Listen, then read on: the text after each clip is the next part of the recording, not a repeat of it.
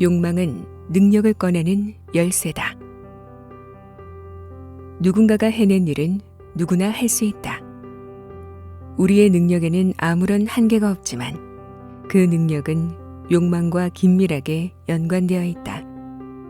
나폴레온 힐은 이렇게 말했다. 만일 욕망이 있다면 이룰 수 있는 능력도 있는 것이다. 욕망이 없다면 능력이 없는 것이다. 능력은 욕망과 함께 온다. 가난한 동네에 사는 가난한 소년 또는 소녀일지라도 은행에 수백만 달러가 있기를 진심으로 바랄 수 있다. 설령 제프 베조스만큼 돈을 갖고 싶다고 바라진 않더라도 말이다. 욕망이 있다면 능력도 있는 것이다. 어떻게 그런 일이 벌어질지는 묻지 말자. 그 일이 벌어지기 전까지는 알 수 없기 때문이다. 힐러리 경은 에베레스트산 정상에 이르러서야 그곳에 어떻게 올라야 하는지 알았다.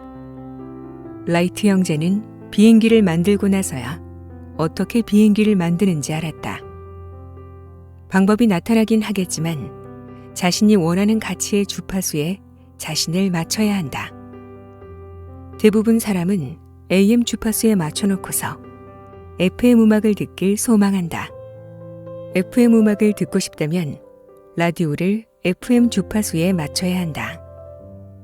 타인의 패러다임에 맞춰 살다가 방향을 전환한 사례가 궁금하다면 바로 내 이야기를 들어도 좋다. 26살 때 나는 왜소하고 수줍음 많고 자존감이 극도로 낮은 청년이었다. 아는 모든 사람에게 돈을 빌렸고 성과를 내는 어떤 일도 해본 적이 없었다. 고등학교는 겨우 2달밖에 못 채우고 퇴학당했으며 내가 봐도 그다지 괜찮은 사람이 아니었다. 삶에 대한 나의 태도는 말 그대로 형편없었다. 지금 나는 내가 아주 괜찮은 사람이라고 생각한다. 수백만 달러를 벌어들였고 수백만 사람을 도왔으며 내가 참가한 게임에서 선두를 달리고 있다. 내가 하는 일을 나보다 더 잘하는 사람을 나는 알지 못한다. 그리고 내가 할 수 있는 일이라면 누구든 할 수 있다고 믿는다. 나는 내 일을 사랑하는가? 예전에 친구 2명과 사흘 동안 여행을 떠나면서 인생의 목적에 대해 깊이 생각했다. 그리고 내 인생의 목적이 생산성을 장려하고 즐거움을 추구하는 풍요로운 환경에서 살고 일하는 것이라고 판단했다. 내가 인생을 살아가는 목적은 내 가족과 지역사회, 회사와 국가, 그리고 궁극적으로는 전 세계에 제공하는 서비스를 개선하는 것이다. 내가 하는 일은 서비스의 일종이다. 이 사실을 알아내는데 사흘이 넘게 걸렸다. 인생의 목적을 깨닫는데 시간을 충분히 써야 한다. 그 목적은 우리가 침대에서 일어나는 이유가 되며 수많은 결정을 내릴 때 도움이 된다. 사람들은 내게 돈을 많이 벌 엄청난 기회들을 제시하곤 하지만 나는 그중 일부에는 전혀 관심이 없다. 내 목적과는 거리가 멀기 때문이다. 아직 목적을 찾지 못했다면 매일 아침 10분에서 15분 정도 생각할 수 있는 시간을 갖자. 차분하게 앉아있을 수 있는 곳에 펜과 메모장을 놓아두자.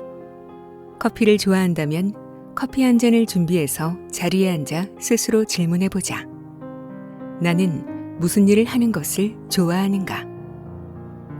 우리는 모두 태어날 때부터 뭔가 특별한 점을 갖고 태어난다.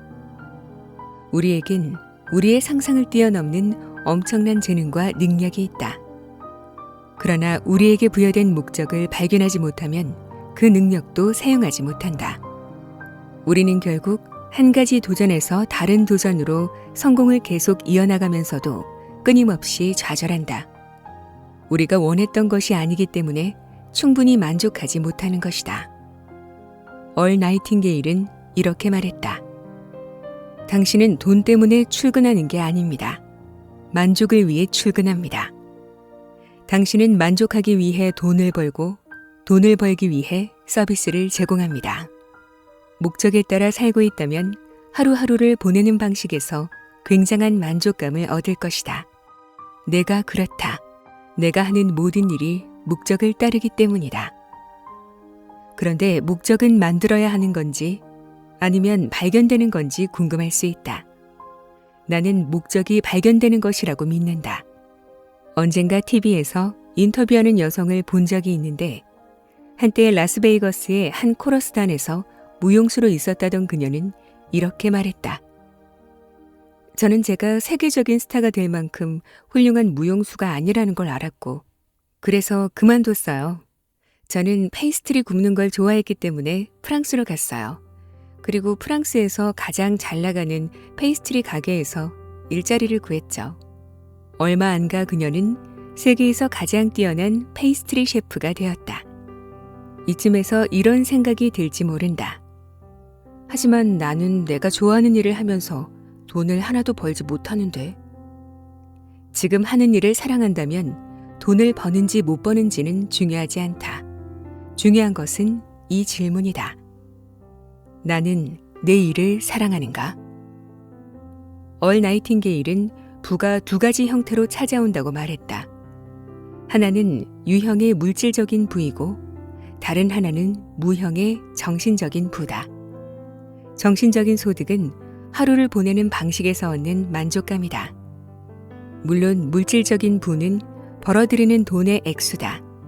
이 모든 것은 나이팅게일이 공식이라고 부르는 보상의 법칙이다.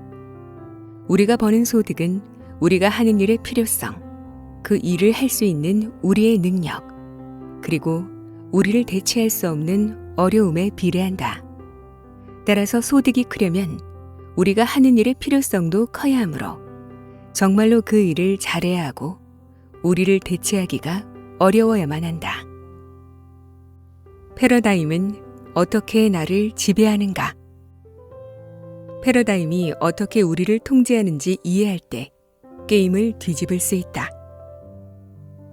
나는 왜 내가 바뀌어야 하는지 이해하기 시작한 후 도약하기 시작했다. 영국에 살 때 나는 아주 잘 나갔지만 왜 그런지 이유를 몰랐다. 나도 모르게 자신감이 넘쳤고 자주 이게 무슨 일이지? 라고 물었다. 구름 위에 사는 변덕스러운 신이 밥에게 기회를 줘라 라고 말한다고 한들 믿지 않았을 것이다. 또 운도 믿지 않았다. 볼테르는 운은 알려지지 않은 원인의 영향력을 표현하기 위해 우리가 만들어낸 단어다 라고 했다. 나는 신이 나를 따로 발탁해 행운을 안겨주었다고 믿지 않았다. 그렇다 보니 도대체 무슨 일이 벌어진 것인지 알고 싶었다. 왜 나는 26이 될 때까지 잃기만 하고 지기만 하다가 갑자기 하룻밤 만에 그토록 어마어마한 성공을 거둔 것일까? 패러다임이 무엇이고 어떻게 자신을 제어하는지 이해할 때 사람들은 다이어트를 계속 유지하고 적당히 먹을 수 있다. 몸이 마음의 도구임을 깨달았기 때문에 몸을 통제하기 시작하고 몸은 마음의 작용에 복종한다. 제임스 앨런은 위대한 생각의 힘에서 이렇게 말했다. 몸은 섬세하면서 마음대로 모양을 만들 수 있는 도구로 강하게 새겨진 생각에 기꺼이 반응한다. 그리고 생각의 습관은 좋든 나쁘든 몸에 영향을 미친다. 이 원칙을 이해하지 못하면 우리는 매일 자신을 통제하고 훈육하느라 힘겨운 시간을 보낼 수밖에 없다. 자기가 무엇과 싸우고 있는지조차 모르기 때문이다. 자기가 싸우고 있는 대상을 이해하고 규율과 욕망을 조합해 활용할 때 비로소 승리할 수 있다. 상상은 반드시 이뤄낼 답을 찾는다. 사람들은 지적 능력이라고 하면 좌뇌와 논리적 기능 등을 떠올리지만 사실 잠재의식에 새겨지는 것은 우뇌의 기능에 좀 더 가깝다. 이를테면 풍부한 감정으로 목표를 확인하고 목표가 마음속에 시각적으로 새겨질 수 있도록 창의적으로 시각화하는 것이 그렇다. 이런 연습은 패러다임을 전환하는 데 도움이 된다. 네빌은 저서 의식의 힘에서 이 점을 짚어냈다. 그는 욕망하는 상태로부터 생각하기를 언급했다. 다시 말해 이미 그 상태에 도달한 자신의 모습을 보라는 의미다. 이는 우리의 상상이자 운뇌의 작용이다. 욕망하는 상태로부터 생각하는 것은 창조적인 삶이다. 결과로부터 생각하는 이런 능력을 무시하는 것은 어떤 가능성도 보지 못하고 굴레에 갇힌 것과 같다. 법이나 공학, 회계 분야에서 일하는 극도로 좌뇌형인 사람은 이를 실천에 옮기느라 어려움을 겪지만 일단 이해하기만 하면 진심으로 실천한다. 좌뇌형 사람은 매우 단호하기 때문이다. 우뇌형 사람은 좀 더 유동적이다. 이들은 개념보다는 진동과 감정에 따라 움직인다. 흔히 사람들은 현실적이어야 한다고 말한다. 그러나 현실적이어선 안 된다. 나는 목표를 설정할 때 현실에 관해 생각하지 않는다. 오히려 비논리적으로 사고하려고 한다. 가끔 회사에서 직원들과 일할 때 이런 점에서 곤란을 겪기도 한다. 나는 어떤 일이 실용적이면 그 일을 하고 싶지 않다. 완전히 비논리적인 일을 하길 원한다. 과거의 나처럼 골방에 앉아 나는 세계 곳곳에서 운영되는 회사를 만들 거야 라고 말하는 것은 터무니없는 짓이다. 그때 나는 그런 일을 벌일 만큼 돈이 많지 않았다. 내가 무슨 일을 할 것이고 어떻게 해야 할지도 몰랐지만 그 일을 해낼 것임을 알았다. 힐러리 경도 자신이 에베레스트산 정상에 오를 것임을 알았다. 그는 1951년에 도전했다가 실패했고 1952년에 다시 갔다가 또 실패했다. 그리고 1953년에 다시 산에 올랐다. 그는 3년 연속 에베레스트 산에 올랐다. 그 사이 수많은 사람이 에베레스트 산을 오르다 죽었다. 뉴질랜드 오클랜드 출신의 양봉가였던 그가 1952년에 다시 산에 오르겠다고 말하자 주변 사람 모두가 화를 냈다. 당신은 그럴 권리가 없어요. 당신에게는 책임이 있다고요. 라이트 형제의 아버지는 매우 보수적인 교파의 사제였다. 라이트 형제가 하늘을 날 수 있다고 주장하자 그는 그렇게 주장하면 지옥에 갈 것이라고 말했다. 위대한 진보는 모두 철저하게 비논리적이다. 정말로 잠재력을 발휘하며 살고 싶다면 모든 사람을 기쁘게 해주려고 사는 게 아니라면 스스로 겁먹을 수준의 목표를 정하자. 자신이 목표를 향해 가고 있으며 법칙에 따라 노력하고 있음을 안다면 그 목표가 이루어져야 한다는 것도 알 것이다. 물론 그런 일이 일어나길 바란다고 해서 항상 실현되는 건 아니다. 그러나 이제 우리는 그 목표가 가리키는 주파수에 있기 때문에 그 일이 일어나야만 한다는 것을 알고 있다.